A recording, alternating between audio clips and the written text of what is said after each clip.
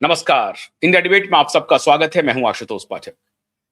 मित्रों, आज रविवार के दिन एक स्पेशल खबर भी हम आपके लिए लेके आए हैं और वो खबर है, ईरान अब 6 अप्रैल के धोखे में रहना नहीं चाहता है। आपको याद होगा कि इसके पहले एक पीस टॉक चल रही थी अमेरिका और ईरान के बीच में, अमेरिकन डेलीगेट्स के बीच में। और उस डेलीगेट्स में कौन थे? डोनाल्ड ट्रंप के दामाद थे, कुशनर साहब। लेकिन उस वक्त जो ईरानी विदेश मंत्री उस बातचीत को आगे बढ़ा रहे थे, उन्होंने क्लियरली उस वक्त कहा था कि अमेरिका पर भरोसा करना उचित नहीं होगा, और वही हुआ। उधर पीस टॉक जारी थी, कोई नतीजा अभी निकला भी नहीं था, अभी बातचीत शुरू ही हुई थी। लेकिन इजराइल और अमेरिका ने ईरान पर हमला कर दिया, ये बहाना बना करके कि ईरान अमेरिका पर और इजराइल पर न्यूक्लियर हमला कर सकता है, और वो न्यूक्लियर बम बना चुका है या बना रहा है, वो हमला कर सकता है। जबकि ये सब मैं बता चुका हूं आपको कि अमेरिकी डिफेंस ने, चीफ ऑफ स्टाफ ने डोनाल्ड ट्रंप को ब्रीफ किया कि ईरान ऐसा कुछ करने नहीं जा रहा है। लेकिन अब डोनाल्ड ट्रंप कह रहे हैं कि नहीं नहीं, ऐसी बात है ही नहीं, हमारे तो चीफ ऑफ स्टाफ हमेशा हमारे साथ हैं और पूरी तरह से युद्ध में है। अब दो तीन डेवलपमेंट इधर हो रहे हैं, लेकिन ईरान अब भगवान शिव के शरण में पहुंच गए। मैंने एक दिन पहले भी आपको, कुछ दिन पहले भी बताया था कि ईरान में शिव भजन की गूंज है, और वो सिर्फ ईरान में नहीं है, भारत में भी गूंज रहा है, पूरी दुनिया में गूंज रहा है। और पूरा का पूरा ईरान ऐसा लगता है कि शिव वंदना में शामिल है। हालांकि कट्टर मौलवी इस्लामिस्ट जो हैं, वो ये बात नहीं कहेंगे, क्योंकि वो तो मूर्ति भंजक हैं, मूर्ति पूजक तो दूरी, वो तो काफिर कहेंगे उसको। लेकिन आज 6000 वर्ष पुरानी सभ्यता को बचाने की बात स्वयं आयतुल्लाह खमैनी करते थे कि हमारी सभ्यता 6000 वर्ष पुरानी है। जाहिर है, 6000 वर्ष पुरानी तो इस्लाम है ही नहीं। और अगर आयतुल्लाह खमैनी ये कह रहे हैं कि हमारी सभ्यता 6000 वर्ष पुरानी है, इसका मतलब है कि आयतुल्लाह ये कह रहे हैं कि हमारे जो पूर्वज थे, चाहे कोई भी हो, हमने परिवर्तित कर लिया है जो भी है, लेकिन हमें इस मिट्टी की रक्षा करनी है, इस मिट्टी की लाज रखनी है। ये स्वयं आयतुल्लाह खमैनी कहते थे। लेकिन अब जो एक वीडियो आ रहा है, उस वीडियो में एक लड़की जो भजन गा रही है, उसमें जाली टोपी लगाए हुए जाली टोपी लगाए हुए भगवान शिव की प्रतिमा, शिवलिंग के सामने लोग पूजा कर रहे हैं, अर्चना कर रहे हैं। आप कह सकते हैं कि ये एआई जनरेटेड होगा, मान लेते हैं एक पल के लिए एआई जनरेटेड होगा। लेकिन जिस सभ्यता, जिस भजन के बहाने, जिस सभ्यता के तार इस लड़की ने छेड़ा है, जो आप में से बहुत सारे लोगों को मालूम होगा, लेकिन जो जन सामान्य के लिए, कि ईरान से भारत का इतना पुराना कनेक्शन है, अवेस्ता और संस्कृत दोनों साथ साथ, बिल्कुल ऐसा लगता है कि सिस्टर लैंग्वेज है। और अवेस्तियन जो स्थिति थी, अवेस्ता के जमाने में जो संस्कृत की स्थिति थी और अवेस्ता की स्थिति थी, दोनों परस्पर ठीक तरीके से आगे बढ़ रहे थे। अब इसी साम्य, इसी सभ्यता की बात आयतुल्लाह खुमैनी कह के गए हैं। अब ईरान अगर शिव की शरण में है, तो कोई बड़ी बात नहीं है। हालांकि कट्टर मौलवी इसको पसंद नहीं करेंगे, ना करें। अब इसके आगे चलते हैं। पेंटागन परेशान है। जो दो डेवलपमेंट हो रहे हैं, उसमें यह है कि अमेरिका अब ये चाह रहा है कि किसी भी तरीके से वहां पर रिजीम परिवर्तन कराया जाए। इजराइल का कहना है कि अगर ईरान में रिजीम परिवर्तन नहीं हुआ, तो फिर ढाक के तीन पात होंगे, कुछ नहीं हो पाएगा। किसी भी सूरत में आपको रिजीम परिवर्तन कराना पड़ेगा। रिजीम परिवर्तन के लिए आपको हर हालत में ईरान में सेना उतारने पड़ेंगे, और अगर ईरान में सेना उतरेगी, तो ईरानी फोर्स चुप नहीं बैठेगी, और जमीन पर लड़ाई में ईरानी सैनिकों की ताकत का एहसास पेंटागन को है। इसीलिए पहले ही डिफेंस ने उनको बता दिया है कि अगर आप 2 लाख सैनिक को उतारते हैं वहां पे, तो कम से कम 15,000 मिनिमम, जो उनका स्पेकुलेशन है कि कम से कम 15,000 डेथ होंगे, डेड बॉडी को आपको रिसीव करना पड़ेगा। ये उनका आकलन पहले से है। लेकिन अब एक नई खबर आ गई। क्या नई खबर आई? कल यमन के हूती मिलिट्री के जो हूती विद्रोही हैं, जिस हूती विद्रोहियों को ईरान खाद पानी दिया करता था, समर्थन करता था, आज हूती विद्रोहियों ने अपने नमक का कर्ज अदा करने का ठान लिया है। हूती विद्रोही खुल करके इस युद्ध में कूद गए। इस लिहाज से आप कहें तो मिडिल ईस्ट में ये पहला देश है यमन और उसका ये हूती विद्रोही जिन्होंने ईरान के समर्थन में मोर्चा संभाल लिया है। सिर्फ संभाला नहीं है, इजराइल के ऊपर लगातार बैलिस्टिक मिसाइल से प्रहार कर रहा है हूती विद्रोही।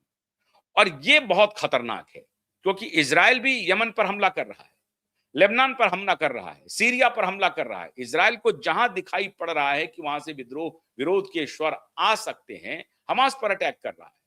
जहां भी उनको लगता है कि वो ईरान को किसी तरीके से मदद करेगा, वहां पर इजराइल अटैक कर रहा है। लेकिन हूती विद्रोहियों का इजराइल पर हमला, आप समझ लीजिए, ईरान को बहुत बड़ा लीज ऑफ लाइफ देगा क्योंकि ये फाइट जो है मल्टी कॉर्नर हो रहा है।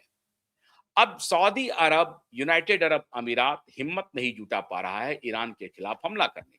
अमेरिका बार बार कह रहा है कि अगर तुम लोगों को बचना है तो तुमको जो भी ताकत है, सैन्य ताकत है, उस ताकत के बिना पर ईरान पर हमला करो, क्योंकि अमेरिका चाहता है कि ईरान को हर तरफ से घेरा जाए। लेकिन सऊदी अरबिया अभी भी हिचकिचा रहा है, यूनाइटेड अरब अमीरात हिचकिचा रहा है। अभी एक और डेवलपमेंट हुआ, टर्की, पाकिस्तान, मिस्र और सऊदी अरबिया मीटिंग कर रहा है। क्या मीटिंग करेगा? ऐसा तो है नहीं कि ईरान को बचाने के लिए अमेरिका और इजराइल के खिलाफ लड़ाई शुरू करेगा।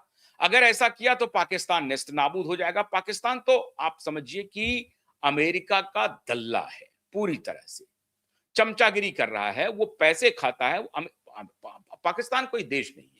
पाकिस्तान एक दलालों का गिरोह है जो कि सेना में है मोस्टली, और वो ऑपरेट कर रहा है और वो डॉलर अमेरिका का लेता है, उसके हिसाब से नाचता है। तो अभी टर्की के साथ, मिस्र के साथ, सऊदी अरबिया के साथ बातचीत करके ये भरोसा दे रहा है अमेरिका को कि हम ईरान पर दबाव बनाएंगे कि नहीं, आप मेरी बात मान लीजिए, अगर नहीं मानेंगे आप तो हमको अंततः आपके खिलाफ युद्ध करना पड़ेगा। ऐसा धोखा मौलाना मुनीर और शहबाज शरीफ ईरान के पीठ में छुरा घोंप कर सकता है, करेगा ही करेगा। अमेरिका उसको मजबूर करेगा ईरान के खिलाफ मोर्चा खोलने के लिए। लेकिन इसकी स्थिति यह है कि इधर चाइना इनके दादाजी बैठे हुए हैं। चाइना इनको लगा अगर इन्होंने कोई मोर्चा खोला तो जो चाइनीज सपोर्ट अब तक पाकिस्तान को मिल रहा है वो पूरी तरह से खत्म हो जाएगा। चाइनीज समर्थन बहुत है और चाइनीज समर्थन के बिना पर मौलाना मुनीर और शहबाज शरीफ जो है वो डील कर रहा है डोनाल्ड ट्रंप से कि देखिए हमें तो समर्थन करने के लिए चाइनीज खड़े हैं, आप नहीं देंगे तो मैं उनके खेमे में चला जाऊंगा। ये यही काम करता है कि आप नहीं तो मैं इधर और इधर से ले लूंगा। इसको डराता है कि आप नहीं दोगी तो मैं अमेरिका से ले लूंगा। इस तरह का ही ये धंधा करता है। मैंने कहा ना आपको कि ये गिरोह है। तो ये कोशिश कर रहा है अमेरिका को ये सांत्वना देने की कि हम अभी इजिप्ट, सऊदी अरबिया और टर्की से बात कर रहे हैं कि नहीं, और ईरान पर दबाव बनाएंगे कि नहीं, आप इस युद्ध को विराम कर दीजिए और जो भी डोनाल्ड ट्रंप कह रहा है उसको मान लीजिए। लेकिन ईरान ऐसा नहीं करेगा। हूती विद्रोहियों के मोर्चा संभालने से यह स्पष्ट हो गया कि ईरान ने आर पार का फैसला ले लिया है, या तो वो मिट जाएंगे या इन्हें मिटा देंगे। अब जो इस तरह का निर्णय ले ले, जो इस तरह का फैसला ले ले कि हम जब तक रहेंगे जी जान से लड़ेंगे, तो क्या स्थिति होगी? अब देखिए वहां पर ईरान के अंदर अब जो आयतुल्लाह खमेनी के खिलाफ जो विरोधी आवाजें थी, वो धीरे धीरे उनकी संवेदना ईरान के प्रति हो रही है, आयतुल्लाह खमेनी के प्रति हो रही है। चूंकि आयतुल्लाह खमेनी खत्म हो गया, अब उनकी इच्छा है कि अब ईरान पर हमला नहीं हो, और अगर ईरान पर हमला होता है तो वो ईरानी फोर्स के साथ खड़े होंगे। तो रिजीम परिवर्तन वाले जो हैं वो अभी ईरानी फोर्स के साथ खड़े होंगे, क्योंकि अब उनके लिए, अगर जो वहां की आबादी थोड़ी बहुत थी जो रिजीम परिवर्तन करना चाहती थी अमेरिका के इशारे पे, इजराइल के इशारे पे, तो वो अब चाहता है कि नहीं, अमेरिका अब हमला ना करे, मतलब ईरान को अगर आप रहने लायक ही नहीं रखेंगे, जहां वो रह ही नहीं सकते हैं, वहां अगर मान लीजिए कि वो रिजिम परिवर्तन हो भी गया, लेकिन जीवन जीने के लिए वहां कुछ बचेगा ही नहीं, तो फिर किस काम का है ईरान उनके लिए? तो वो अब धीरे-धीरे ईरानी फोर्स के साथ खड़े हो रहे हैं। उनकी इच्छा है कि नहीं, ईरानी फोर्स मजबूती से अमेरिका का मुकाबला करे और इस तरह से अमेरिका और इज़राइल को डराए कि वो दोनों बैकफुट पर चले जाएँ।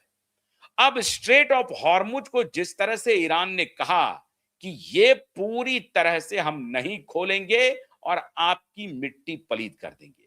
अब इसी को लेकर के पेंटागन कह रहा है कि भाई हमें अब रिजिम परिवर्तन के लिए ट्रुप को उतारने ही पड़ेंगे ईरान में।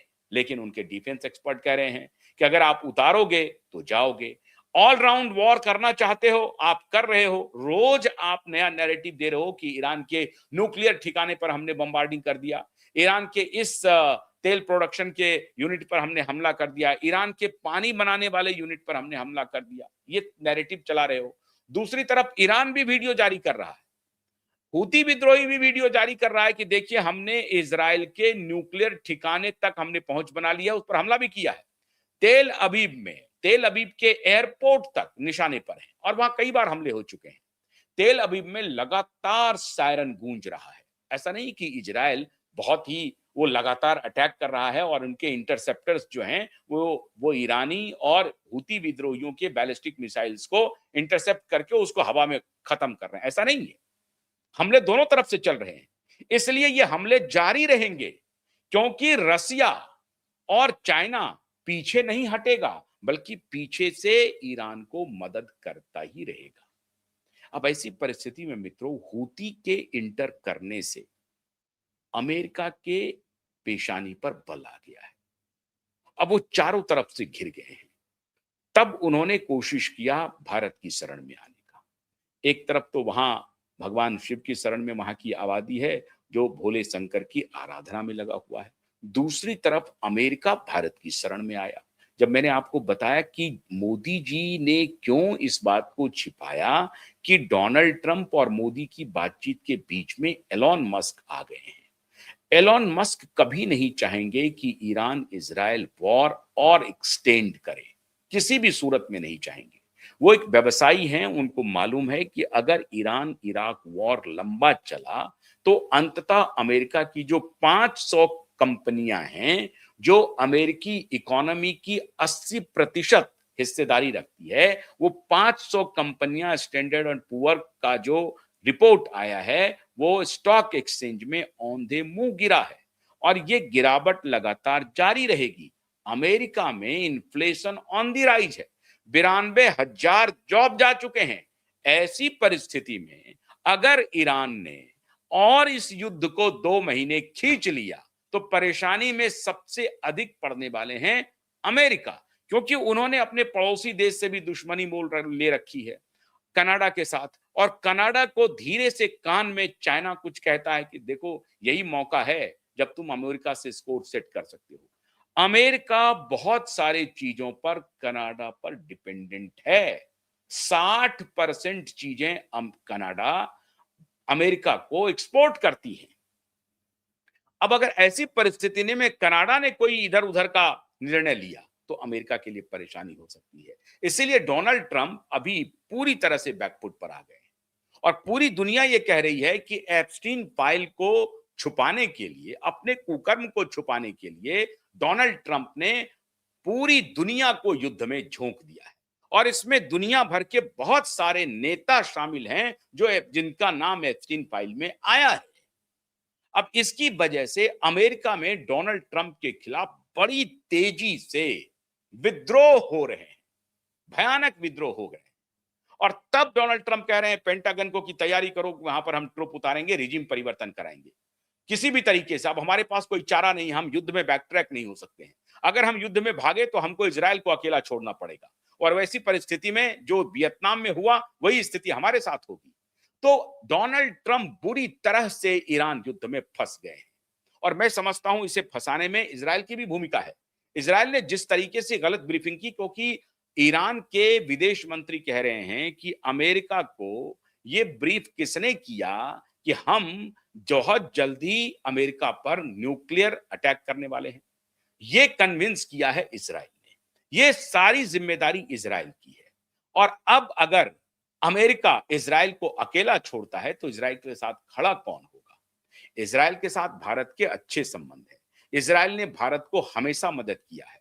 भारत चाहेगा कि इजराइल का बुरा नहीं हो, लेकिन अमेरिका जिस तरह से हेजेमनी अपनी स्थापित करना चाहता है, भारत के अंदर के मन की बात यह है कि नहीं, अमेरिका को पीछे हटना पड़ेगा। ये युद्ध अमेरिका ने शुरू किया है, चाहे किसी के ब्रीफिंग पर किया हो, लेकिन ये युद्ध अमेरिका ने शुरू किया है। इसलिए भारत के प्रधानमंत्री ने जो बातचीत हुई फोन पर, उन्होंने साफ साफ कहा कि नहीं, हमारा एक ही एजेंडा है, विश्व शांति का। युद्ध विराम होना चाहिए।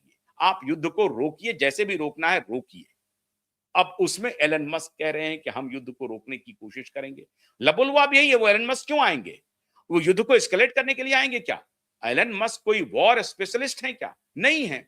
वो तो बिजनेसमैन है। वो देख रहे हैं कि अब उनके स्टारलिंक का फायदा हुआ है अमेरिकी डिफेंस को, तो वो फायदा पहुंचा दिए हैं। तो ये उनके और ट्रंप के बीच में दोस्ती बढ़ाने में जो भूमिका रही है, उनके स्टारलिंक की रही है, क्योंकि जो सैटेलाइट इंटरनेट है उसकी सेवाएं अमेरिकी डिफेंस ने लिया है, इजरायली इंटेलिजेंस ने लिया है। ऐसी परिस्थिति में उन्होंने ब्रीफ किया होगा कि साहब आप इनसे दुश्मनी मत मोल लीजिए, एलन मस्क से।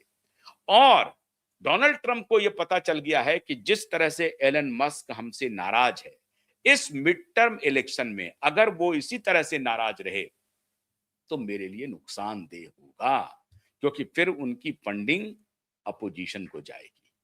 और पूरी तरह से एलन मस्क नैरेटिव बिल्ड करने में बड़े मास्टर हैं, और उनके पास एक बहुत बड़ा प्लेटफॉर्म है एक्स का।